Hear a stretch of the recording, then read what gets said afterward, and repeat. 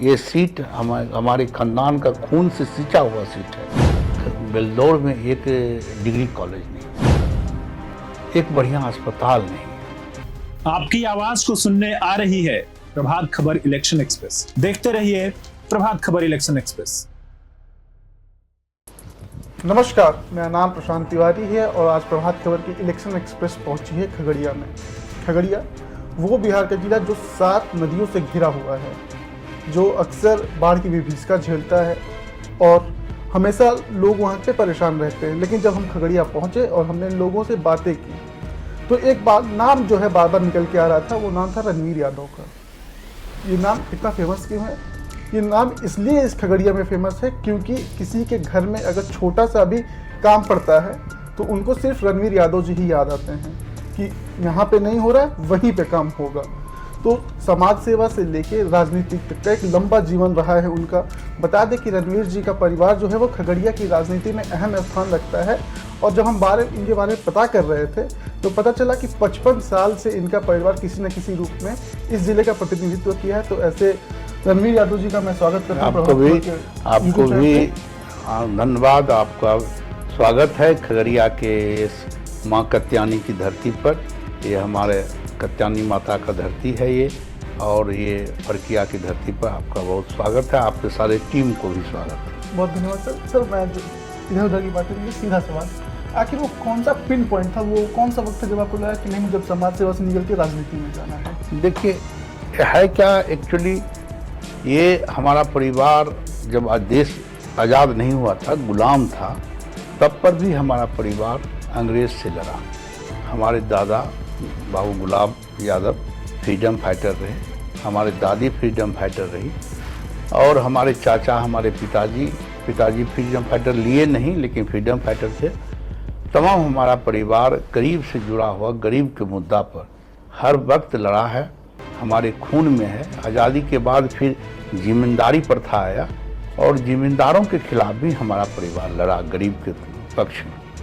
तो हमारे यहाँ एक संस्कृति है कि गरीब की तरफ से लड़ना, गरीब के लिए बोलना, ये हमारा एक स्वभाव है, हमारा नियति है हम लोगों का। अगर वो हमारा परिवार के लोग गरीब के पक्ष में नहीं बोलता है, इसका मतलब है कि उसका हमारे परिवार का कोई संस्कार उसमें नहीं है।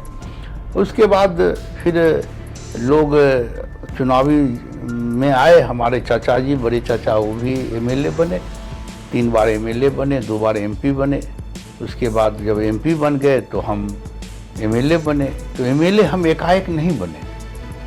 बचपन में जब पूछा गया लोगों को कि भाई आप क्या बनिएगा, तो और हमारा भाई, चचेरा भाई सब कहा कि कोई डीएम बनेंगे, कोई एसपी बनेंगे, और हमारे पिताजी सारे लोग कहा। तो हम कहे कि भाई हम जनसेवा करेंगे, हम एमएलए एमपी बनेंगे। तमाम जो है ना, हमारा सपना जो है क्लास 4 में हमको टीचर पूछा था और हम बोले किए थे। इसीलिए हम जब जेपी मूवमेंट में, जब हम क्लास 8 में पढ़ रहे थे, तो हम जेपी मूवमेंट में भाग के चले जाते थे और विद्यार्थी परिषद में, छात्र विद्यार्थी परिषद करके एक विंग था, वो चंदा इकट्ठा करता था, उसका हम चंदा इकट्ठा करने में चले जाते थे। तो हमको पकड़ के एक बार यहाँ से मानसी से हमारा पिताजी सारे लोग हमको गोगरी पढ़ने के लिए भेज दिए। वहाँ हमको लोग जाना कि एक रणवीर नाम का लड़का है जो बहुत जेपी मूवमेंट में है। तो हमको पकड़ के ले गया थाना, और थाना जब गए तो वहाँ नाबालिग थे, कम उम्र का था। तो हिदायत करके एक मानकेश्वर सिंह बड़ा कड़क इंस्पेक्टर थे, वो हिदायत करके बोले कि आप जाके पढ़ो, तुम ये सब काम मत करो। और तमाम जो है ना, हम जेपी मूवमेंट से जुड़े हुए रहे। फिर हम कॉलेज में जब आए तो कॉलेज में जो है हम छात्र राजनीतिक में आ गए। छात्र राजनीतिक में हम यहाँ सेक्रेटरी बने कॉलेज का, और तमाम जो है ना हम, और यहाँ कॉलेज में जाति व्यवस्था था, वहाँ बैकवर्ड फॉरवर्ड की लड़ाई वहाँ चल रहा था विद्यार्थी में, उसको हमने समाप्त किया, उसको हटाया, उस पर हम विराम लगवाए और हम एक पढ़ाई का माहौल लाए खगड़िया के कोसी कॉलेज के मैदान में। और हमने उस वक्त आपको बताते हैं कि कोसी कॉलेज में हमने एक नारा दिया था कि आप मिनी कॉलेज बंद कीजिए। हर प्रोफेसर अपने घर पर विद्यार्थियों को बुलाते थे, सब्जेक्ट क्वेश्चन जो सिलेक्ट क्वेश्चन था 5-10 क्वेश्चन, उस क्वेश्चन के लिए 1,500 रुपया लिया जाता था। एक प्रकार से मिनी कॉलेज था वो अपने घर पर। तो हमने कहा कि मिनी कॉलेज नहीं चलेगा, कोर्स पूरा कीजिए और तब हमारा एग्ज़ाम लीजिए, हमारा जो है ना ये परीक्षा लीजिए। तो तमाम जो है ना हमारा स्वभाव जो है ना जनता से, जनता के लिए हमारा स्वभाव है और हम उसी के आधार पर 90 में MLA बने।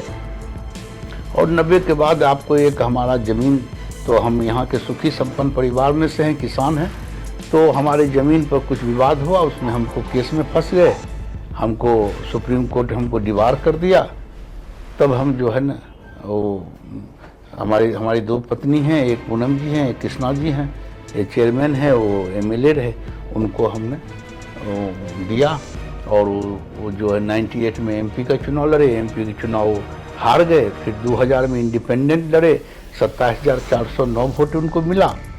और उसके बाद 2005 से लगातार वो MLA रहे, ये चेयरमैन रहे। इनको चेयरमैन के बाद लालू जी इनको MP का टिकट दिए, द्वितीय स्थान रहा इनका। और हम जनता से जुड़े हुए आदमी हैं। खगड़िया के धरती पर बिहार के हर जिला से खगड़िया जिला आपको अलग दिखाई पड़ेगा। यहाँ कोई जातीय उन्माद नहीं, जातीय कोई विवाद नहीं, कोई धार्मिक उन्माद नहीं, जातीय विवाद नहीं। आपको मंडल जो आरक्षण का मुद्दा आया था, मंडल कमीशन का लड़ाई हुआ, एक कंकर नहीं यहाँ चला, नहीं एक लपड़ किसी को कोई मारा। उसके बाद तमाम जब भी कोई होता है तो हम लोग सामाजिक रूप से उसको अपने आप हम सेटल करते हैं और किसी प्रकार के जातीय उन्माद नहीं होने देते। जी सर, एक ये सवाल आता है कि जब कोई एक बार विधायक बन जाता है या सांसद बन जाता है या कोई जनप्रतिनिधि बन जाता है तो उसके अंदर अहंकार रहता है, वो लोगों से कट जाता है। लेकिन आप 55 साल से आपकी परिवार राजनीति में है, अहम ओहदा रखता है, फिर भी आपका जो जमीन से जुड़ाव है, इसको लेकर क्या कहना चाहेंगे? देखिए, कोई भी दिक्कत होता है पहले आपको तो पहुँच। देखिए, हम तो 35 साल पहले MLA बने, लेकिन अभी आप सब्जी वाला, ठेला वाला, रिक्शा वाला, गरीब गुरबा तमाम लोग को पूछिएगा तो हमको हमारे सम्मान में हमारे बाद हमारे परिवार में MLA बने, सब बने, लेकिन हम ही को कहते हैं कि हम अपना MLA से बात करेंगे। तो तमाम लोग जो है ना हमको, हमारे परिवार में पत्नी है, वो भी अगर चेयरमैन साहब हैं, अगर इनसे भी कोई मुल्तार करे हमारा MLA से बात करवा दियो, तो लोग को भरोसा है, एक हमारे ऊपर, हमारे परिवार के ऊपर भरोसा है कि हम उनके अपना बन के, अपनत्व दिखला के उनके दिल में राज करते हैं और उनके लिए काम करते हैं।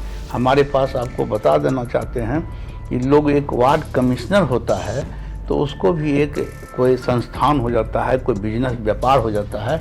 हमारे पास कुछ नहीं है, हमारे पास एक पान का खोमचा का दुकान भी नहीं है, हमारा कृषि का आय छोड़ के हमारे पास कुछ नहीं है। हम उसी आय से, और भगवान ईश्वर ने ठीक ठाक दिया है, उसी आय से सारे लोगों का सेवा करते हैं और किसी के सहयोग भी कुछ आ जाता है तो उससे सेवा करते हैं ईमानदारी पूर्वक। और ईमानदारी पूर्वक अगर आप किसी का सेवा कीजिएगा तो उसका आस्था आपके प्रति बढ़ ही जाएगा। बिल्कुल सर, आप बिल्कुल सही बोल रहे हैं। अब सीधे राजनीतिक सवाल लेते हैं सर कि अगले 2 महीने में चुनाव है, क्या तैयारी है आपकी? देखिए, हम तो 24/7 हैं, हम तो 365 दिन काम करते हैं और हम स्वतंत्र धारा के, स्वतंत्र विचार से काम करते हैं। कोई ये जातीय समीकरण और पार्टी समीकरण के आधार पर हम काम नहीं करते। हम अपना काम करते हैं, एक खगड़िया के बेटा के रूप में, एक सेवक के रूप में, एक भाई के रूप में काम करते हैं। और हमारा परिवार सदैव सोशलिस्ट विचारधारा के रहा है। वैसे तो आज के दिन में विचारधारा गौण हो गया है, सत्ता पाना ही आप विचार है कि सत्ता पर रह के ही आप काम कर सकते हैं, बगैर सत्ता हासिल किए हुए आप कोई काम नहीं कर सकते हैं। तो आपको ये है कि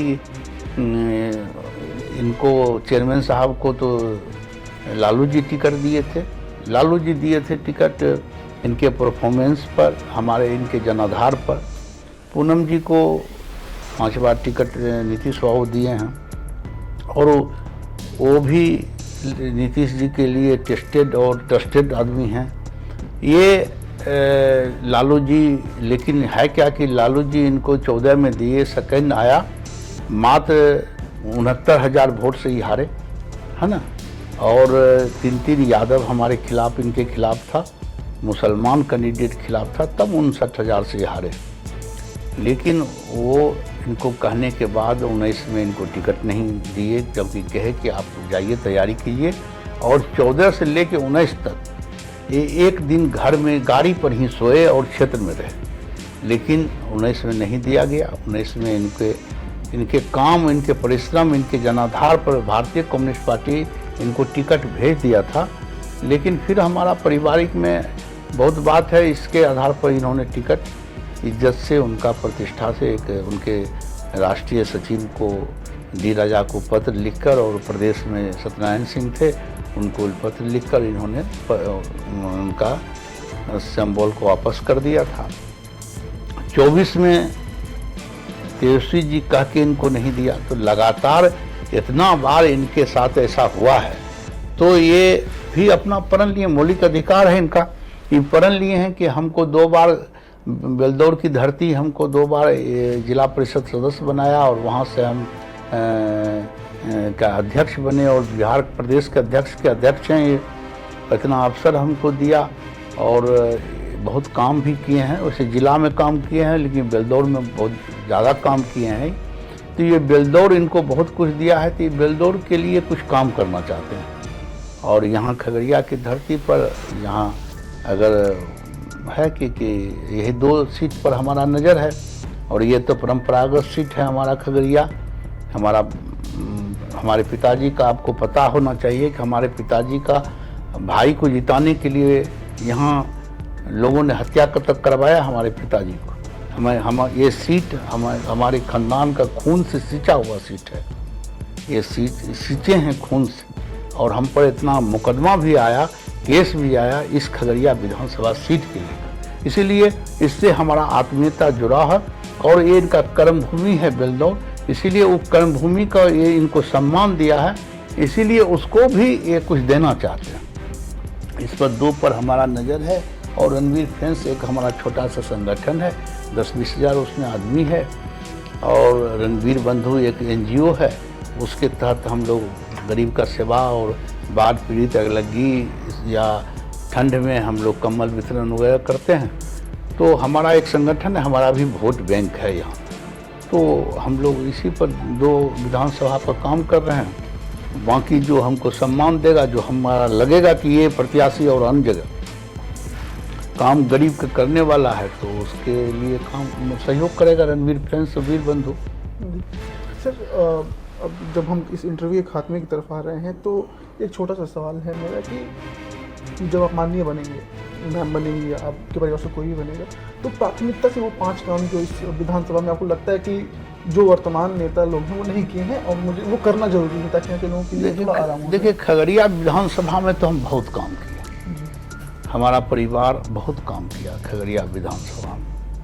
लेकिन अन्य विधानसभा, खगड़िया विधानसभा की तरह अन्य विधानसभा जैसे बेलदौर है, आज़ादी के काल से आज तक बेलदौर में कोई विकास नहीं हुआ। आप बताइए कि 79 साल होने के बाद बेलदौर में एक डिग्री कॉलेज नहीं है, एक बढ़िया अस्पताल नहीं है, एक समझिए कि रोड नहीं था। इन्होंने जब गया तो रोड बनवाया। तो हम जो है, जहाँ विकास खगड़िया जिला में नहीं हुआ है, हम आपको कहे कि भाई इंजीनियरिंग कॉलेज ला दिए, मेडिकल कॉलेज ला दीजिए, उसका स्थल का चयन हो रहा है। पॉलिटेक्निक कॉलेज के लिए कई एक बार क्वेश्चन करवाए। ये सब का देखिए, हमारा विजन है और हस्ताक्षर कहिए कि हमारे परिवार को जिसके पास हो जाए, हमारे पास अनुभव और विजन के आधार पर काम होता है, हमारे नेतृत्व में काम होता है। लेकिन बहुत एक रोजगार यहाँ नहीं है, रोजगार का साधन उपलब्ध कराया जाए। हमारा बहुत बड़ा सपना था कि हम यहाँ इथॉल का हम कारखाना खुलवाएं। हम मक्का आधारित, जैसे जो इतना मक्का से बनता है, जैसे स्टार्च बनता है, चाहे जितना बनता है, जो बहुत कई एक आइटम है, ऑयल भी है, उसका तेल भी है, तो तमाम चीज़ ऐसा हमारा प्रयोग हो। जो हमारा सपना जो है ना, वो अधूरा है, उस सपना को हम पूरा करेंगे। और बेलदौर में हम वहाँ बेलदौर जो है वहाँ एक हम हजारों एकड़ ज़मीन बेलदौर में है जो सरकारी ज़मीन है, उसको हम डेवलप कराएंगे और वहाँ जो है ना हम मछली का हम वहाँ एक ऐसा संस्थान हो कि जहाँ की प्रोसेसिंग करके वो मछली को हम बाहर भेज सकें, विदेश भेज सकें, प्रोसेसिंग एक फैक्ट्री हो वहाँ, ये सब कराएंगे। स्टेडियम, बड़ा स्टेडियम यहाँ नहीं है जिससे कि बड़ा कार्यक्रम हो सके, और इसका कारण भी है कि नदी है चारों तरफ, लेकिन ज़मीन का उसको विकसित किया जाएगा तो ये उद्योग लगवाएंगे, यहाँ रोजगार का साधन लाएंगे और कोसी कॉलेज को एक हम सुंदर समृद्ध कॉलेज बनाने का प्रयास करेंगे यहाँ। और वैसे तो एक और अधूरा अगर विधायक तो नहीं कर सकता है, एक एमपी अगर हम कभी बने तो आपको बता देते हैं कि हमारा अंग्रेज के ज़माना से हमारे एक मानसी में डीएन ऑफिस हुआ करता था। डीएन ऑफिस यहाँ अंग्रेज उस ज़माने में अफसर, लेकिन ललित नारायण मिश्रा जब ललित बाबू जब रेल मंत्री बने तो उसको लेके चले गए वो समस्तीपुर, और डीएन ऑफिस आजकल वो डीआरएम ऑफिस हो गया है बढ़ के, और उसका बढ़ा के, और हमारे पास पर्याप्त ज़मीनें, यहाँ 5000 कर्मचारी यहाँ काम करता था रेलवे का मानसी में, और किसी एमपी ने नहीं लाया उसको डीएन ऑफिस को पुनः वापस। अभी डीएन ऑफिस आपको बिहपुर में काम कर रहा है, जबकि यहाँ सारा व्यवस्था है, क्वार्टर ध्वस्त हो गया, 5000 क्वार्टर है यहाँ मानसी में, और यहाँ मानसी में रेलवे का धुलाई होता था, बॉगी चेंज होता था। जैसे मानसी जो ऐसा जगह था जो कटिहार और सहरसा की तरफ, आप ट्रेन वहाँ रुक के वहाँ बदला जाता, जो अभी बरौनी में है, लेकिन यहाँ से बरौनी चला गया, मानसी मर गया।